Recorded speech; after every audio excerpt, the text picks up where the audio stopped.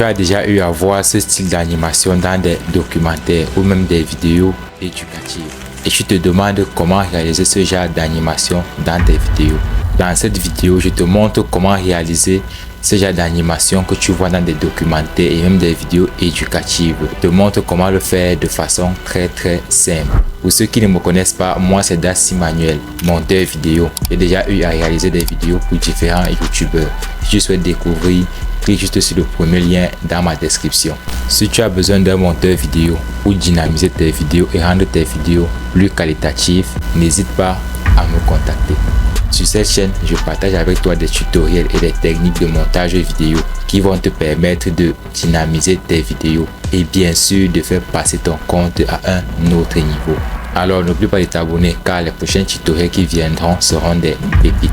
Comme je l'ai dit précédemment, je vais te montrer comment réaliser ce genre d'animation simplement et surtout avec ton application CapCut. Que tu sois sur téléphone ou sur ordinateur, tu peux également le faire. Mais dans notre cas, on va le faire sur ordinateur sans perdre de temps.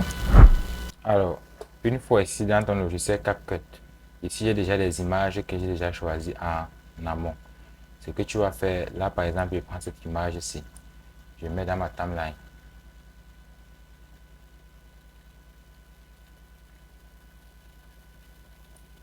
Là, je vais zoomer légèrement.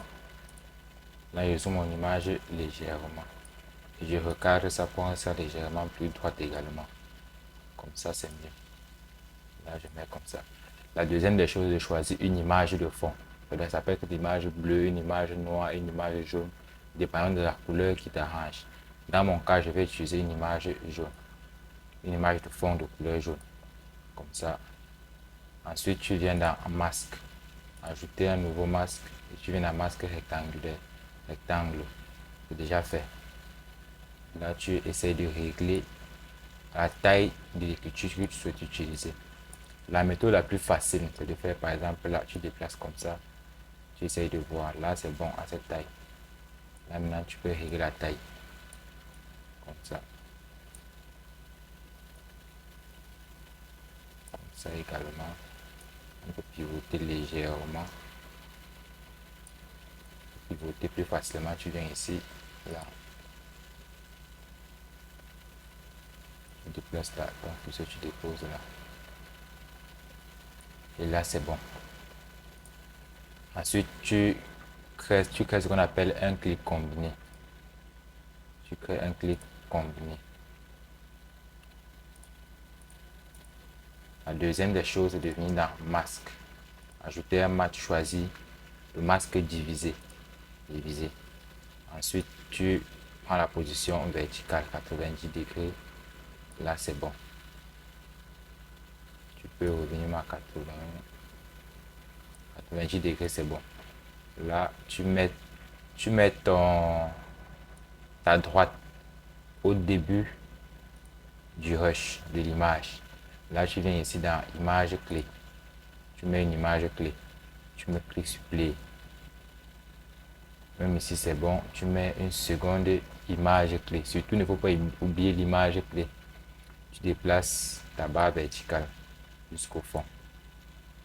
Là déjà c'est bon. Tu reviens dans basique. Une fois dans basique, tu viens dans mélange. Une fois dans mélange, tu cliques ici sur mode. Là tu choisis le mode assombri. Tu vois déjà là que la couleur jaune est déjà derrière l'écriture. La deuxième des choses, là on peut regarder tout ensemble.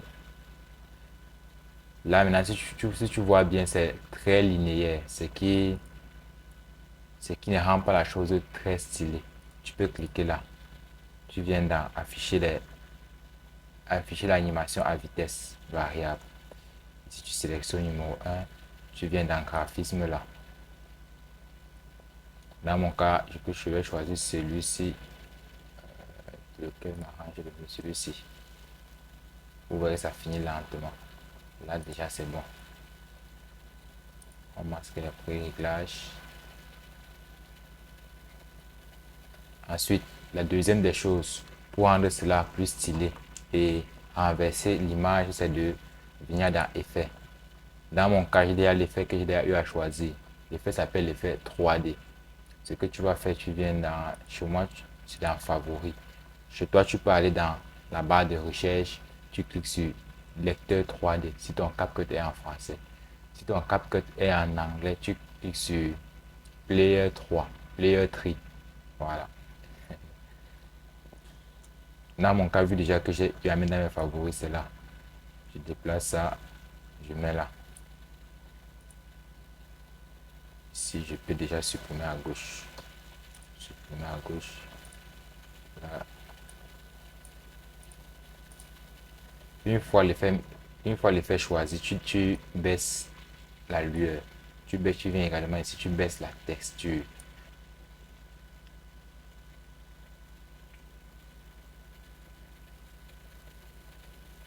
Ensuite, tu mets une image clé.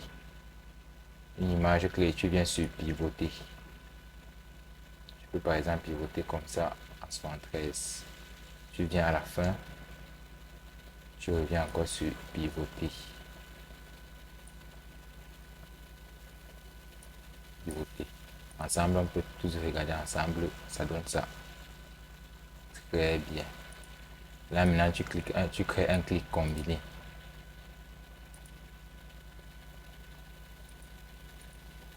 Maintenant, pour styler la chose, tu peux zoomer à un certain niveau du déplacement de la barre jaune.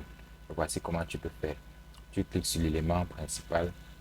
Tu viens là, par exemple, lorsque le business finit, tu viens là, tu mets une image clé.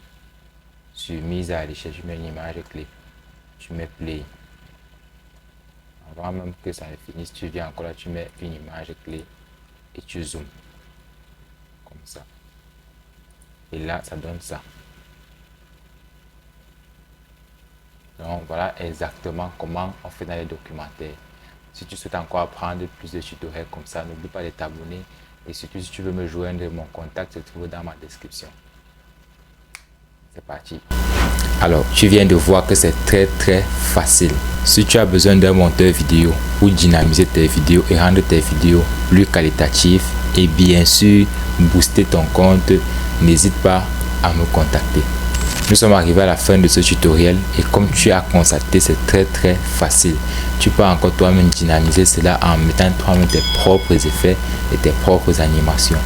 J'ai laissé en description un lien qui va te permettre d'avoir accès à tous les outils, que ce soit images et images de fond que j'ai eu à utiliser.